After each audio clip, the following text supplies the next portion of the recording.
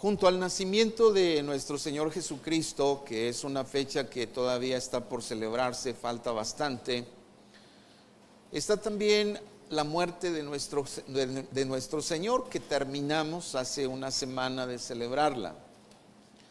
Y no podemos, ahora sí que despegar ambas, no podemos apartar a ninguna. Porque el Señor Jesús vino a este mundo a buscar y a salvar lo perdido. Se humanó, se encarnó, vino a este mundo en forma de hombre y vivió conforme a los hombres, pero sin pecado. Pero su obra es incompleta, lo decíamos el domingo pasado, si no hablamos de la cruz. Tenemos que reconocer lo que sucedió en la cruz del Calvario para que podamos estar completamente seguros en quién hemos creído. Dentro de unos momentos, esta tarde, este mediodía, estaremos celebrando la cena del Señor, la última cena, la Eucaristía, como también se le conoce en medio de los católicos.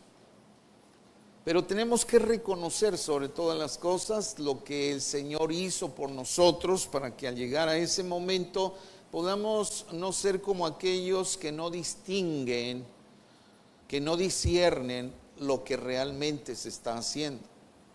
Y podemos decir, hermanos, simple y sencillamente que el propósito de nuestro Señor y Salvador se cumplió desde el pesebre hasta la cruz.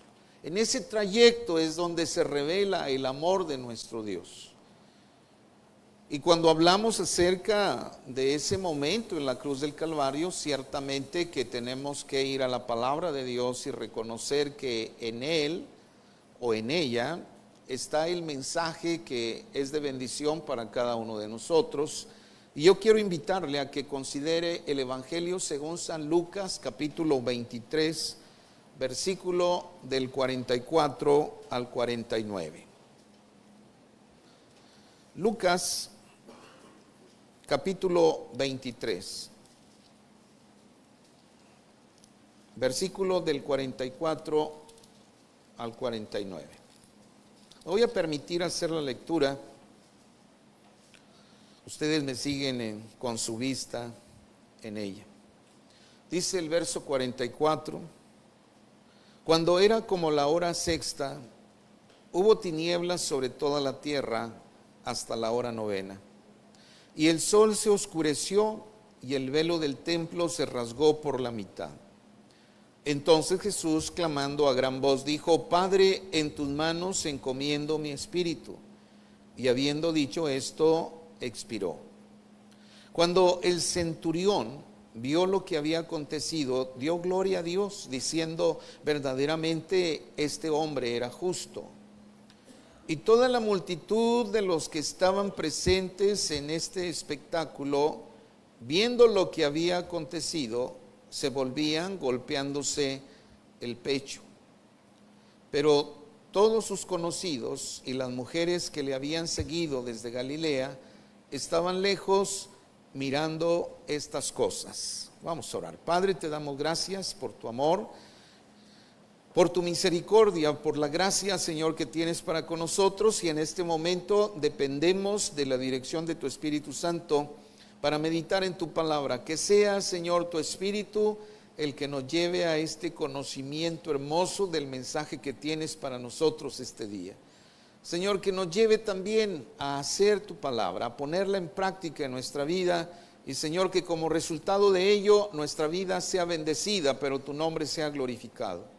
Te damos honra y te damos gloria en Cristo Jesús. Amén.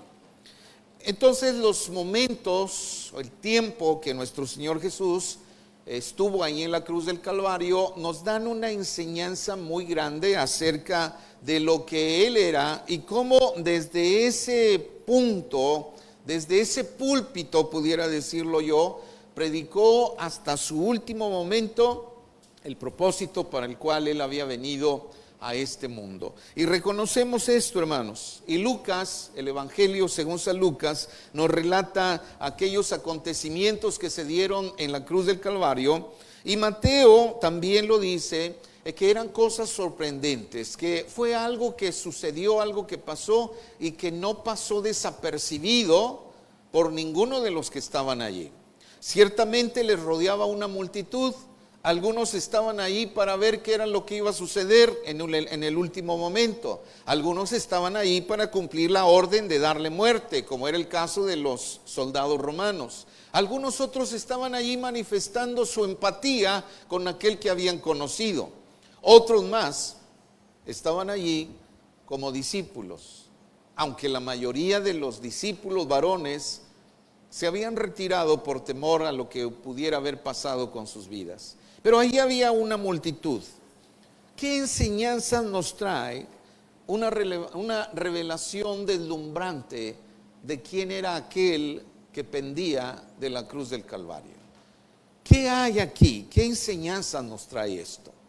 Y lo primero que tenemos que decir, hermanos, es que un velo se desgarra, un velo se parte por la mitad y entonces se descubre la persona gloriosa de nuestro Dios.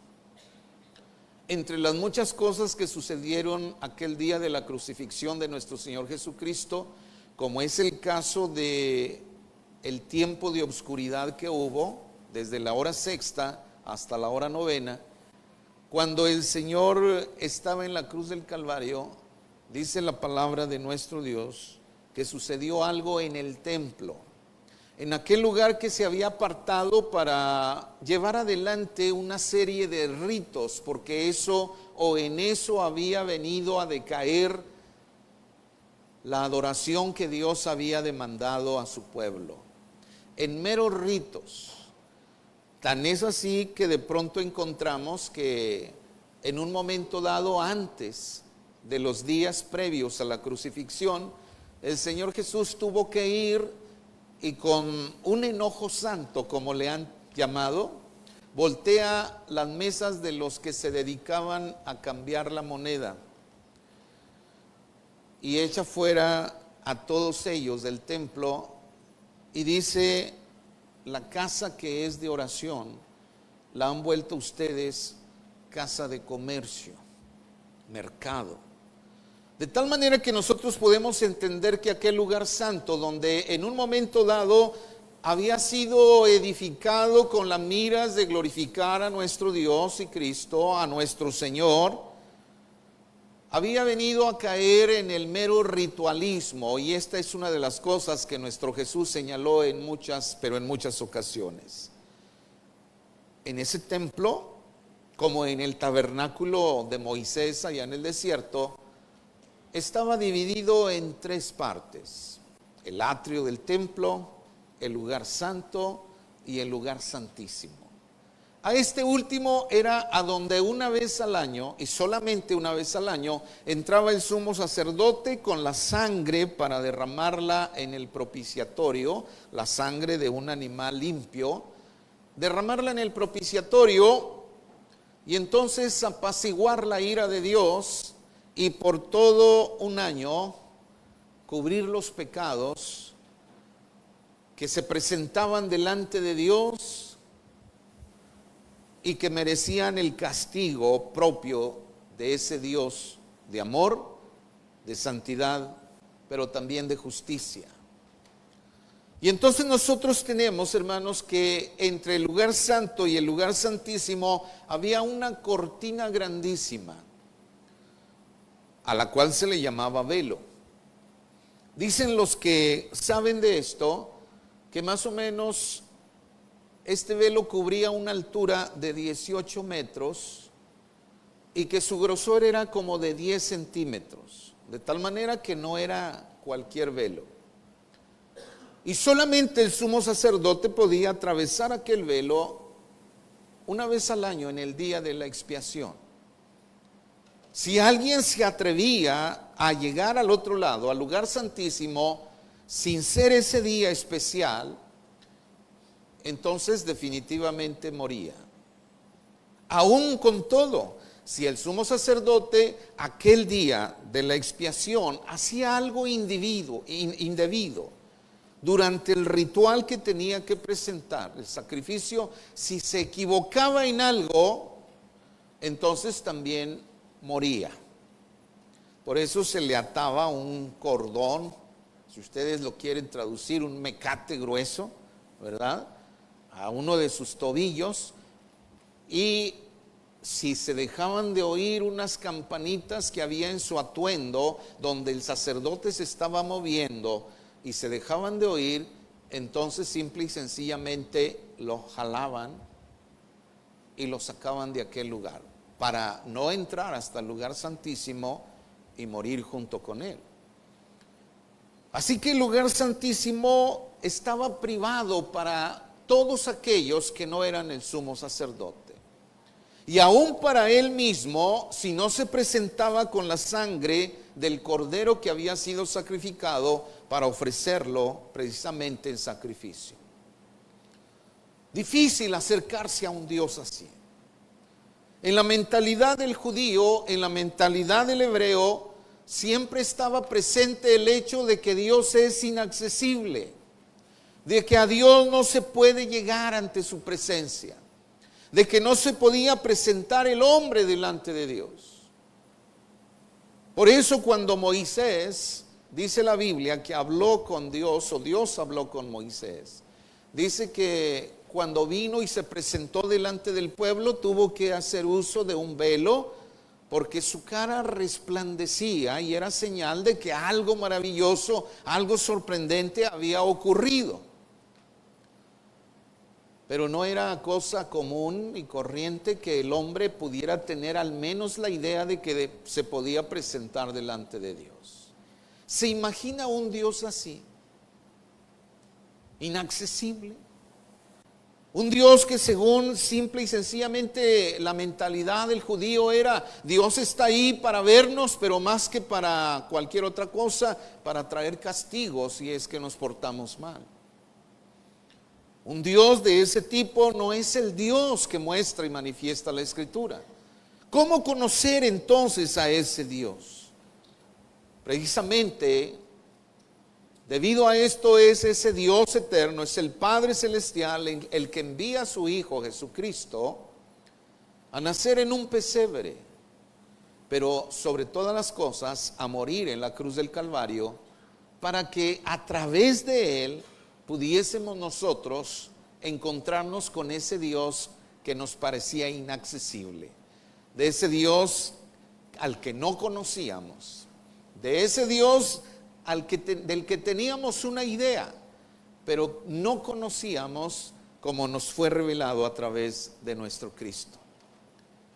Precisamente hablando de esto, el escritor a los Hebreos, allá en el capítulo 10, versículo 19 y 20, nos habla y nos dice de la siguiente manera, si usted quiere buscarlo ahí en su Biblia, si no, lo leo para usted, y dice así: así que, hermanos, teniendo libertad, óigalo bien, teniendo libertad para entrar en el lugar santísimo por la sangre de Jesucristo, vea usted, y luego las palabras que siguen, por el camino nuevo y vivo que Él nos abrió a través del velo, esto es, de su carne.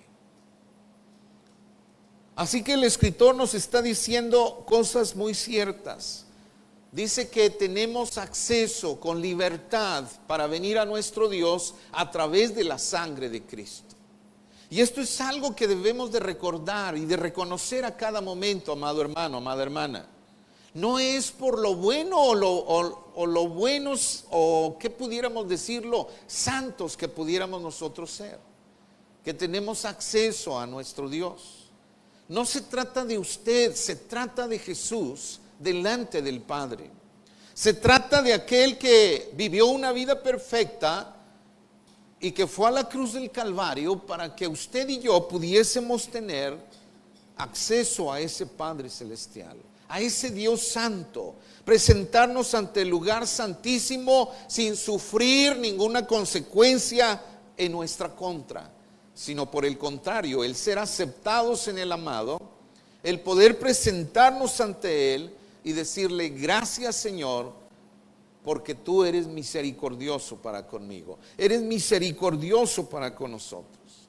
Dice que por la sangre de Jesucristo, y solamente una vez, el sumo sacerdote tenía que entrar año tras año y con la sangre no propia, sino de un cordero ofrecido allá en los atrios. El Señor Jesucristo entró una sola ocasión al lugar santísimo, a los cielos, y se presentó no con la sangre de un cordero criado por los hombres, sino con su propia sangre.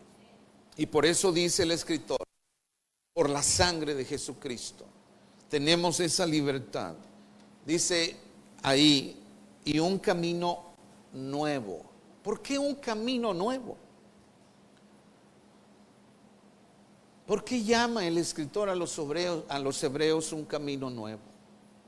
Porque no es a la forma antigua que nos presentamos. No es a la manera del ritual del que se habla en el Antiguo Testamento con el que nos presentamos ante Dios, sino es a través del nuevo pacto, a través del nuevo pacto que Dios establece con nosotros y tomando como base la sangre de nuestro Señor Jesucristo, tomando como base su sacrificio y no el de aquellas cosas que el hombre podía hacer en un momento dado. ¿Se imagina usted, y yo lo he dicho en alguna ocasión, que tuviéramos que criar todavía un cordero y hacer todo el ritual para que pudiéramos acercarnos a nuestro Dios? Difícil, ¿verdad? Pero eso ya no es necesario, porque ahora Jesucristo se ha presentado así y nos presenta un camino nuevo, y el camino al Padre, Él lo dijo, es Jesús. Yo soy el camino, dijo el Señor Jesucristo. Es a través de mí que se va al Padre. Es a través de mí que se presenta o te puedes presentar ante el Padre. Y esto es algo que corresponde solamente a la gracia de Dios. Ya no se interviene, ya no interviene el hombre, más para que recibir su gracia, más que para recibir la misericordia de Dios. Fíjese bien en eso. En el Antiguo Testamento venía el hebreo, venía el jefe de familia trayendo el cordero y se presentaba ante los sacerdotes y se ofrecía ese cordero para el perdón de los pecados. Pero era el hombre el que lo traía. Ahora no. Ahora es a través de un sacrificio voluntario del Cordero de Dios, del que dijo: yo tengo poder para poner mi vida. ¿Y poder para qué?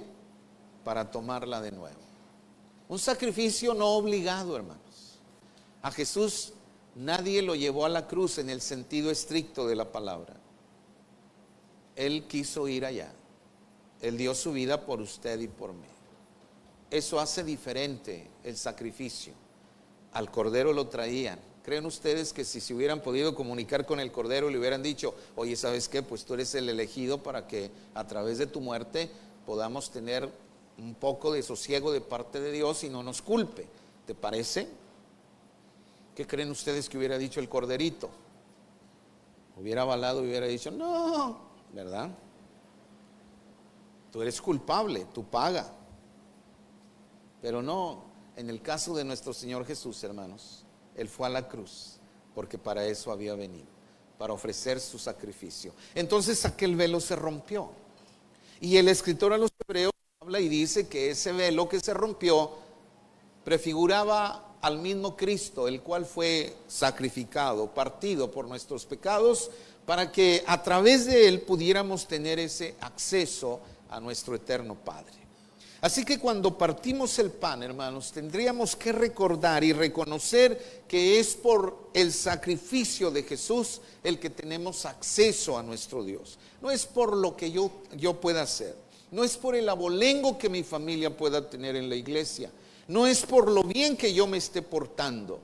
No, todo eso es bueno, pero no vale delante de Dios.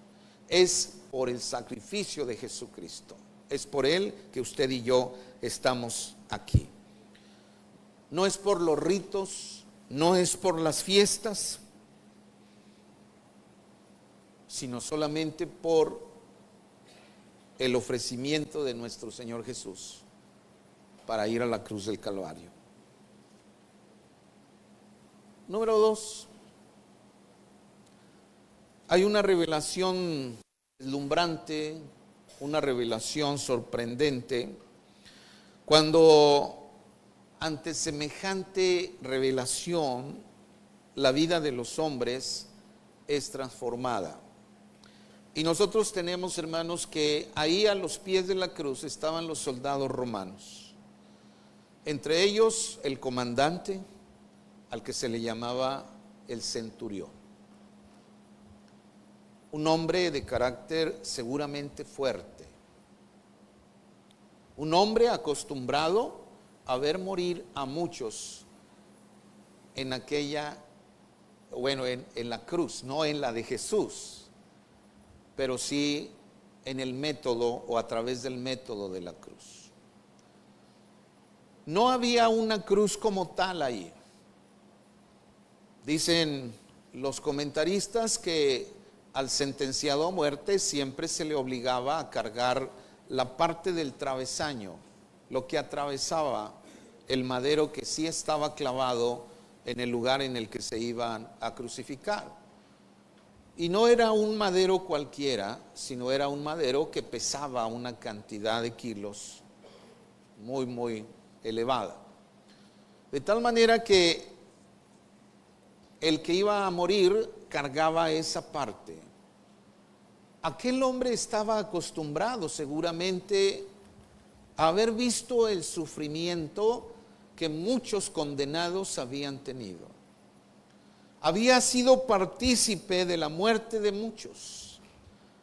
Pudiéramos incluso verlo como un verdugo, el cual estaba acostumbrado a ver la agonía, a escuchar los gritos de dolor y sobre todo a ver el momento en el que quizás aquellos morían.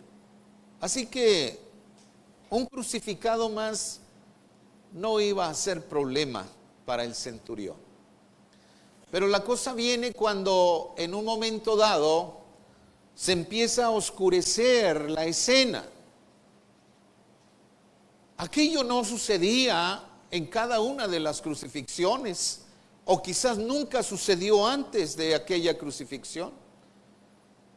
El centurión junto con sus soldados se ha de haber sorprendido y ha de haber dicho: ¿qué está sucediendo? Otra cosa más. La mayoría de los crucificados pedía que se les diera aquel brebaje para soportar un poco el dolor que les causaba aquel martirio. Pero Jesús se había negado a ello. Le habían acercado aquella esponja que contenía mirra y vinagre, y él había rechazado. Estaba dispuesto a sufrir el dolor tan grande que causaba aquella cruz, aquel tormento. Había dicho no a un posible remedio que pudiera bajar un tanto la intensidad del dolor. Pero Jesús dijo no. Y tal vez aquello también sorprendió al centurión y dijo: qué hombre tan valiente. Pero también hay una cosa: los crucificados podían durar horas o días hasta que la muerte pudiera llegar y ahora sí que aliviar su sufrir, aliviar su pena. La mayoría moría después de 1 o de 2 días. Pero ¿por qué aquel hombre podía tener el poder y la autoridad para decir: Padre, en tus manos encomiendo mi espíritu? ¿Por qué podía aquel hombre decir ya? ¿Por qué podía gobernar incluso a la muerte para poder decirle: es el momento, no me quitas tú el aliento, no me quitas tú la vida, yo la entrego, porque tengo poder para entregarla y para volverla a tomar. Así que se imagina el centurión aquel, cuando escuchó esto, ¿qué es lo que dijo? Verdaderamente, dice Lucas, que así dijo aquel hombre, verdaderamente este era un hombre que justo. Pero ¿sabe qué era lo que estaba diciendo cuando pronunció estas frases? Estaba diciendo verdaderamente este era aquel quien decía ser. Verdaderamente este era el Hijo de Dios. Hemos cometido un grave error, porque este hombre era justo. No había nada de mal en él. No debería de estar en esa cruz. Nos hemos equivocado. Y aquel centurión sabía exactamente a qué se estaba arriesgando cuando hacía aquella declaración. Su jefe era Poncio Pilatos, el gobernante en aquella provincia. Un hombre que, si bien de alguna u otra manera nosotros podríamos catalogarlo como una persona que no asumía su responsabilidad, sino que simple y sencillamente quiso escudarse lavándose las manos, y que quizás eso nos dé la idea de que era una persona muy, pero muy irresponsable. Si alguno de sus soldados pudiera quejarse y de alguna forma indirecta culparlo de que se había equivocado, ya sabía aquel soldado, por el grado que tuviera, que iría a la muerte. ¿Sabe qué fue lo que hizo el centurión? No le importó eso y dijo: este verdaderamente era justo, a pesar de que su muerte pudiera estar tan cerca por declarar aquello. Pero otra cosa, si bien es cierto eso era por el lado de los romanos, piense usted en los presumidos religiosos, fariseos, sumos sacerdotes, escribas que estaban allí. ¿Por qué habían llevado a Jesús a la cruz? ¿Acaso no era porque se había autoproclamado ser el Hijo de Dios y con eso hacerse semejante o igual a Dios? ¿Se imagina cuando escucharon a aquel centurión, un pagano, un gentil, decir que aquel a quienes ellos habían acusado y llevado a la cruz era justo? ¿Cómo cree que se sintieron? ¿Cómo cree que pudieron haber reaccionado?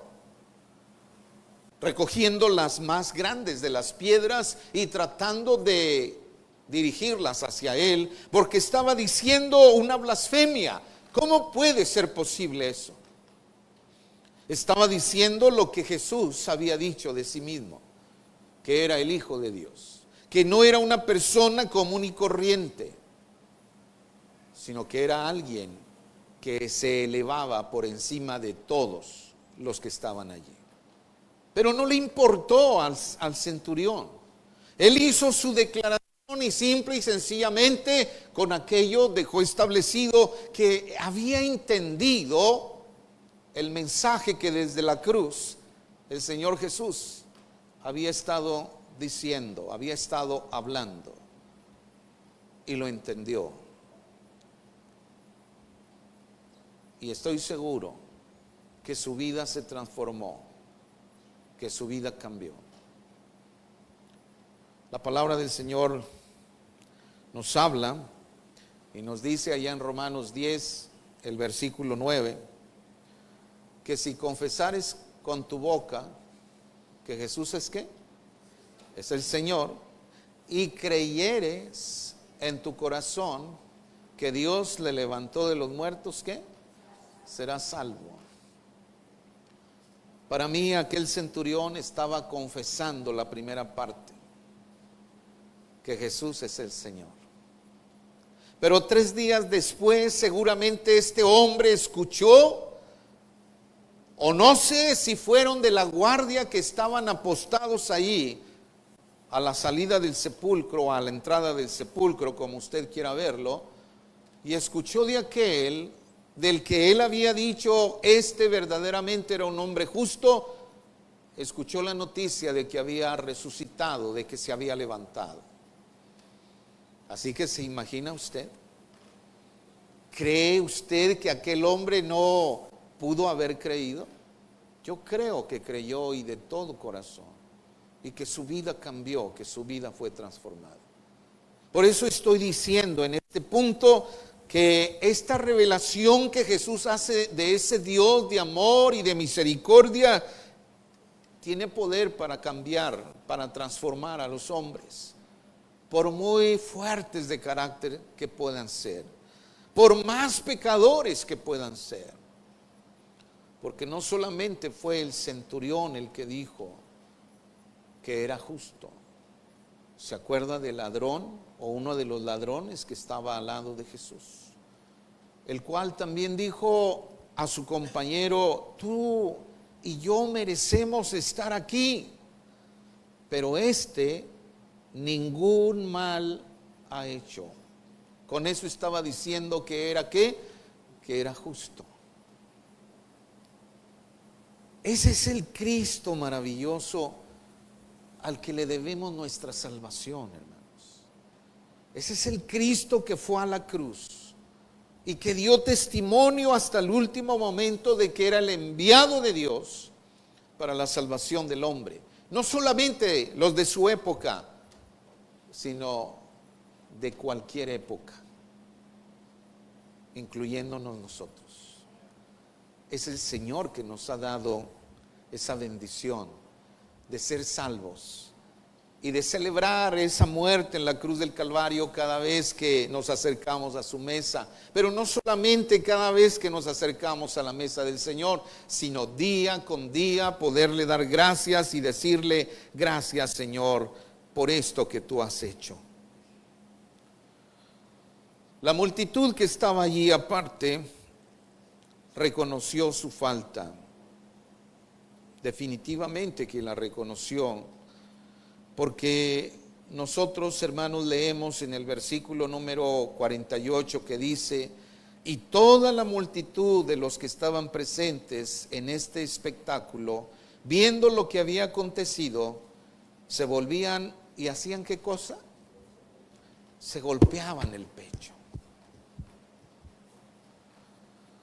Yo no fui católico nunca, pero creo, ustedes los que fueron católicos, sáquenme de la duda, pero creo que hay un momento en el que dicen por mi culpa, por mi culpa, por mi gran culpa. ¿Sí? ¿Así dicen? ¿Sí? Yo no lo sé, por eso lo pregunto. ¿Se golpean qué cosa? Su pecho. Yo no sé si se lo den fuerte o nada más es la señal. Pero estos que estaban ahí, la multitud, cuando vieron todo aquello, ¿sabe qué fue lo que hicieron? Se consideraron los más culpables de aquella muerte. Yo no sé cuántos de ellos fueron convertidos, pero estoy seguro que muchos de ellos lo fueron, porque vieron aquello que daba testimonio de que Jesús realmente era ¿quién? Era Dios. Era el Hijo de Dios, el Salvador del mundo. ¿Usted lo cree? Creámoslo y vivamos, hermanos, bajo la dirección, bajo la voluntad de nuestro Dios. Y por último, una revelación de un grito de victoria. Yo me he machucado mis dedos, o a veces hasta la mano, y seguramente usted también ha experimentado una situación así, ¿verdad? Y decimos, ay, me duele hasta el alma, ¿sí o no? Ay, es más, ya hasta me está doliendo, fíjense, y no me he machucado, pero nada más de imaginármelo me duele. Nos duele, o un golpe tal vez más fuerte, y nos duele, ¿sí o no? Quien describe la situación que vivía un crucificado, verdaderamente expone cada una de las cosas que pasaban en el organismo del que era ahora sí que ejecutado bajo esta forma tan cruel y despiadada de hacerlo, de ejecución. Y no la voy a describir aquí, pero cuando usted la puede leer, la verdad es que duele. La verdad es que nadie quisiera haber estado allí. Y que muchos, pero muchos gritos de dolor y de angustia pudieran haber sido, ahora sí que la voz que salía de nuestro Cristo glorioso. Y quizás nadie de los que estuvieran allí le culparía y diría, mira, se está quejando. No, tal vez dirían, con mucha razón se queja porque esta es una tortura muy cruel. Pero como lo dijo Isaías en su profecía, hablando de aquel Mesías que vendría, que como cordero fue llevado al matadero, pero delante de sus trasquiladores, ¿qué? Enmudeció y no abrió su boca. Qué tremendo es eso. Pero sí se abrió para decir algunas cosas hermosas, como el Padre, perdónalos, porque no saben lo que hacen. Pero sobre todo la expresión cuando dice, en tus manos encomiendo mi espíritu. Estoy muriendo, Padre. Estoy cumpliendo tu voluntad. Se está terminando esto para lo cual tú me enviaste. Estoy cumpliendo con el propósito tuyo, el cual fue diseñado desde antes de la fundación de este mundo. Se está realizando, Señor. Padre amado, se está realizando. Y seguramente en el pensamiento de nuestro Cristo estaba la idea fresca y constante de que muchos pudieran venir al conocimiento del Padre a través de aquel sacrificio.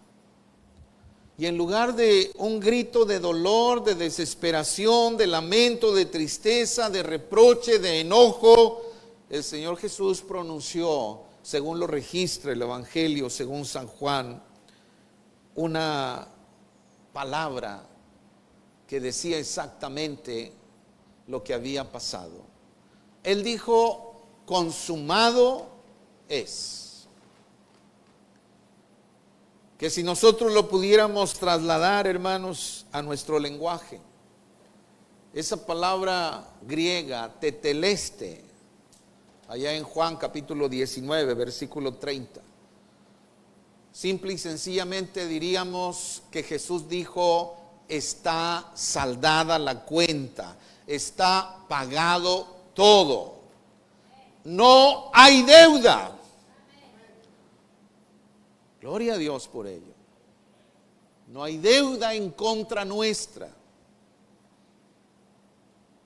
No hay quien se atreva o pueda atreverse a cobrarle algo a aquel que cree en mí.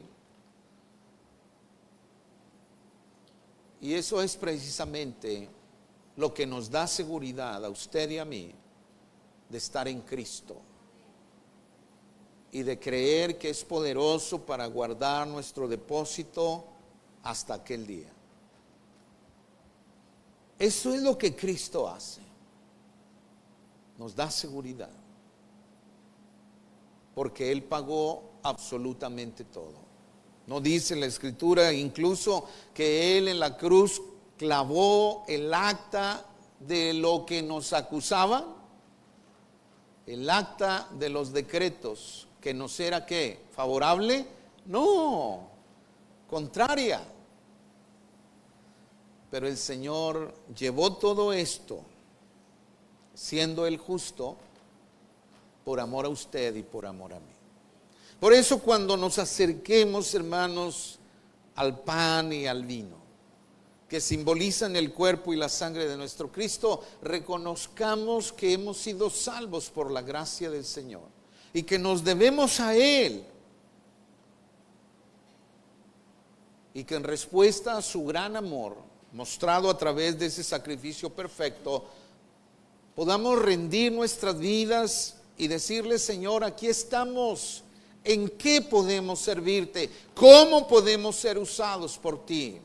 ¿De qué manera podemos, en un momento dado, devolverte un poquito de lo mucho que tú nos has dado? Ayúdanos a servirte, Señor, y dinos de qué manera. Y ese don que tú has puesto en cada uno de nosotros, permite que pueda ser usado para honra y gloria tuya, no para vanagloria del hombre, sino para la gloria tuya. Eso es lo que tenemos que hacer. No es solamente un acto memorístico, simbólico. Es un acto en el cual tenemos que ser conscientes de lo que nuestro Señor hizo por nosotros, pero también de lo que nosotros podemos hacer por Él. Amén. Les invito a orar. Padre amado, gracias te damos por tu gran misericordia, por tu gran amor, por esa revelación maravillosa, oh Señor Jesús, que nos diste del Padre. Porque a través de ti, Señor, tenemos acceso con libertad hasta el trono de la gracia. Porque a través de tu sacrificio, Señor, nuestras vidas han sido transformadas. Y ahora creemos, no por lo que otros dicen, sino por la experiencia que tenemos contigo. Y gracias, Señor, porque te mostraste como lo que eres, Señor, el Señor de señores y Rey de reyes en la cruz. E hiciste, Señor, la labor completa. No quedó absolutamente nada que pudiera desmerecer el sacrificio tuyo, Señor, sino que lo cumpliste de tal forma que es perfecto y que es una bendición para nosotros. Gracias te damos por ello. Y te pedimos, Señor, que nuestro corazón sea lo suficientemente humilde para reconocer todo esto y ponernos bajo tus pies, dispuestos, oh Padre Celestial, a que tú gobiernes nuestra vida y que podamos, Señor, hacer todo para gloria y honra tuya. Te damos gracias en el nombre de Jesús. Amén. Dios les bendiga, hermanos.